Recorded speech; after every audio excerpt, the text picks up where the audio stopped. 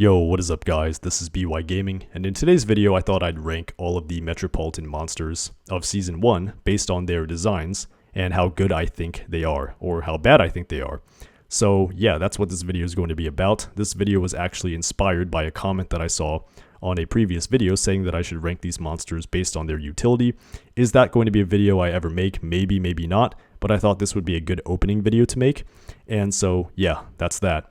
And also, to specify the rankings, S is going to be a fantastic design, B, seeing as it's in the middle, is going to be a mediocre design, and D is going to be a very bad design. So anything in between these, like C is going to be below average, but not terrible, and A is going to be, above average, but not as good as the designs that you see in S.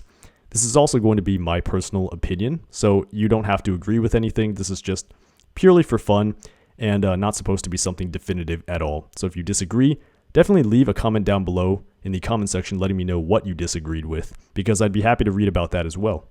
Now, that being said, let's jump right into it. Oh, and also, don't forget to leave a like on this video if you enjoy the content here in this channel and wish to support me as a creator. I'd really appreciate it, guys. Now, let's jump right into it then. Okay, so the first monster we have here is Don Canine. So Don Canine, aka the mayor of Monstown. Where does he go? Well, looking at him, I don't get a crazy impression. Like, he has a cool design, but there's just something lackluster about it in my opinion. Like, yeah, he has a cool design. He's like a humanoid dog with a scar over one of his eyes. He's also got like glowing eyes, and he does exude this kind of powerful aura when you send him out. But I don't know, I just don't really feel this kind of monster-like vibe from him. You know what I mean? Like, compared to certain things that I used to see in the game, like in the, legendary collection and so on, I don't know, it just doesn't really feel like something I would say is outstanding. So I'm going to put this in average. So Don Canine goes to B. Next we have the Fruit Taster.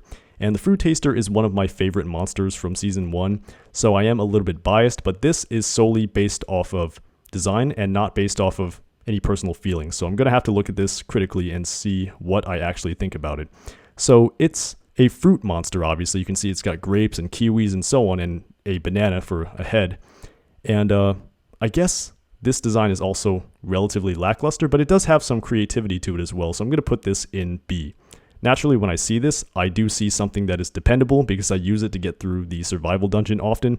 But this, again, is based off of purely aesthetics and what I feel the monster does well for it or doesn't do well for it based on design. So yeah, that's going to go in B. Next, we have Kill Drill, which is, I believe, the multiplayer monster from the first season. So this is going to go to S. That's, something that there should be no question about in my personal opinion, because it looks amazing, the red glowing eyes, the drill. It just looks evil and powerful, just something that I would expect to see in Monster Legends. And its blackout move, I don't remember the exact name of it, but the special looks awesome too when the lights go out and you just see his glowing eyes in the dark. It just looks awesome, so that's going to go to S. One of the best designs in my opinion. And now we have Super Dream, so one of the first members of the Dream Team trio and one of the first monsters that was introduced in the Metropolitan Era. I personally don't like this design at all. I'm going to put it in D. I personally think that the original Dream design in the Corrupted Era was much, much better. It actually exuded this kind of monster-like appearance. I do get that we are in the Metropolitan Era, which is going to deal with heroes and so on, but it just looks too generic, the four arms and the cape and so on. I liked the original Dream design much better. It definitely looked more monster-like and definitely looked more in line with what I'd expect to see in this game. So yeah, that's my verdict on Super Dream, D rank. So next we have Aquafined. This is going to go to A in my opinion. I just really like this design. Sure, the monster didn't turn out to be all that great, but design-wise, it definitely looks like something I'd expect to see in this game. Looks really cool and mysterious. Kind of reminds me of the Millennium items in Yu-Gi-Oh! If you guys have ever seen that show. There's a good chance you've heard of it, obviously, because it's really popular. But yeah, it kind of reminds me of that. The eyes and so on. Really reminds me of like the Thousand Eyes Restrict and Relinquished from Yu-Gi-Oh! But yeah, overall, really cool design. Really mysterious. I like the color scheme. And unfortunately, again, the monster turned out not to be a good monster, moveset-wise and so on. But it just looks really cool. You know what I mean? So when I see this, I really do think that it is an awesome design. So that's going to go in A. Next we have Gekon. So Gekon is again one of those humanoid monsters that, is bipedal, even though, lizards are usually on the ground.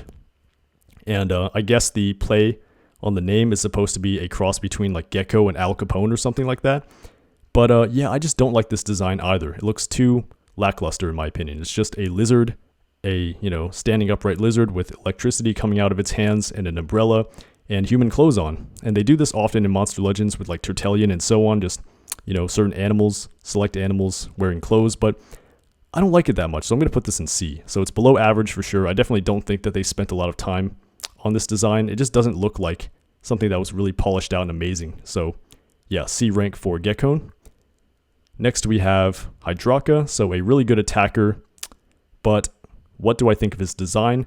Well, I definitely don't think too much about it. If I didn't have an initial impression, it probably wasn't that good in my eyes, so I'm going to put this one in B as well. Okay, so it's pretty generic. I don't even know if it has much to do with the Metropolitan Era storyline at all.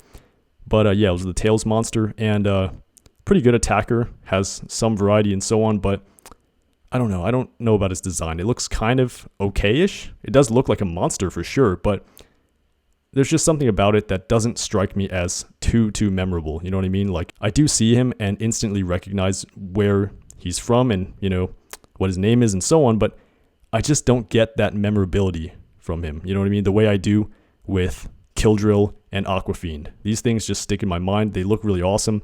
Just doesn't give me that kind of impression. So B rank for Hydraka. Next we have George Not Found, or Mr. Not Found. And I don't really like this design either, right? Just like the Super Dream design, I just don't really like it because it kind of looks a little bit strange in Monster Legends in my opinion. Like, I just don't really get this really cool vibe when I see it.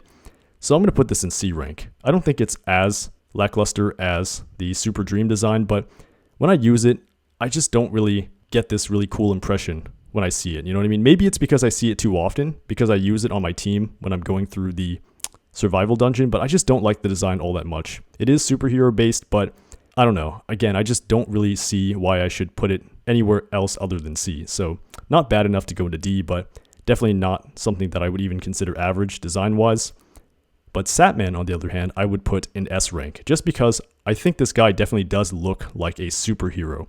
When I see him in PvP, keep in mind that it's not going to be a still image like this. It's going to be a, monster that is fully animated, and the flames move and all that stuff. It just looks really powerful and really cool. When I see Satman, I can't help but feel that he should have been much more powerful than he really is, because if you've used him, he has very limited utility, and he's not actually that good of a monster, but his design is really awesome, and that's what this whole tier ranking is concerned with. So, yep, S for Satman. Next we have Malarian, which was the Legends Pass monster, the exclusive one, I believe, right? If you bought the Legends Pass for Season 1. Well, not exclusive, like not the $50 monster, but just the one that you get at rank 3 by collecting its incremental cells and so on. But anyways, Malarian, S rank, definitely. Like, when I see this monster, I get this really cool impression. You know what I mean? Unlike some of the other monsters that I put down here, this monster definitely sticks in my memory. When I see it, I'm just like, dude, that is cool. Unfortunately, I do not have this monster, but it just has an awesome color scheme. It looks really evil. He is a villainous kind of character in the game, I suppose. And his face almost reminds me of Carnage, right? There's like a new movie coming out called like Let There Be Carnage or something. He kind of reminds me of that, but at any rate, he looks really, really cool, and he deserves to be an S rank in my opinion. Next, I've got this monster right here, Syntheris. So where do I want to put him? I guess I'll put him in A rank, because Syntheris does look like a monster that I'd expect in Monster Legends. It does look pretty unique, pretty memorable, and I believe he's got access to Megaton and so on in a specific move. But yeah, Syntheris, he's not like average in my opinion. He's not like an average looking monster. He looks pretty cool.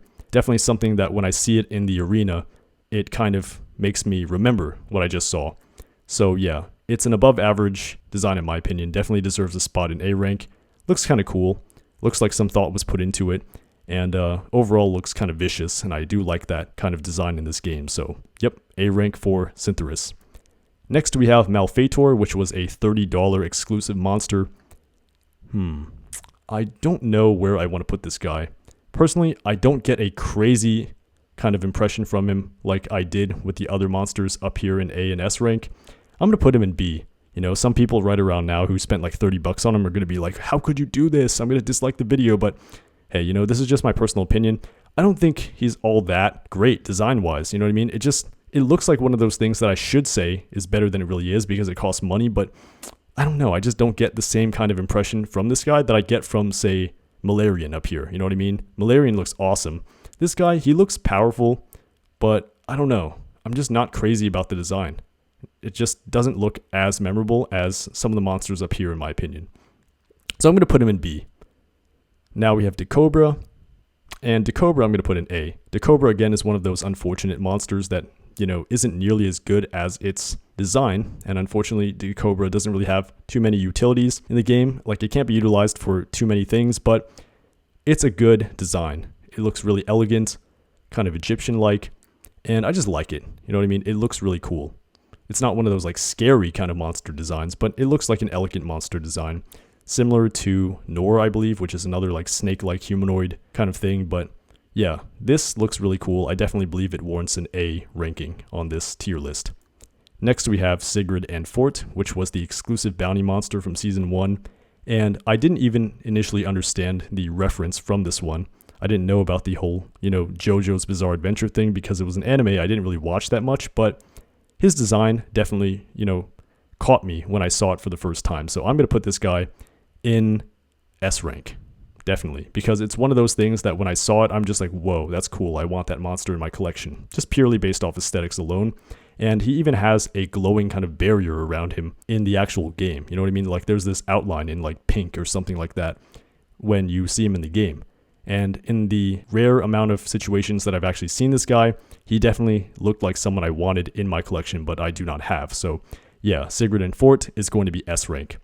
Finally, we have Ryclops. Now, Ryclops, I believe, is a pretty unique design. It looks kind of cool. You may say, like, how could you put, you know, Malphator in B and Ryclops above that? But I'm going to put Ryclops in A because I just like the way it looks. It looks really solid. It looks like there was a lot of work that was put into it. I'm not saying that the work, you know, was non-existent for anything below this, but it definitely looks like something that is very unique.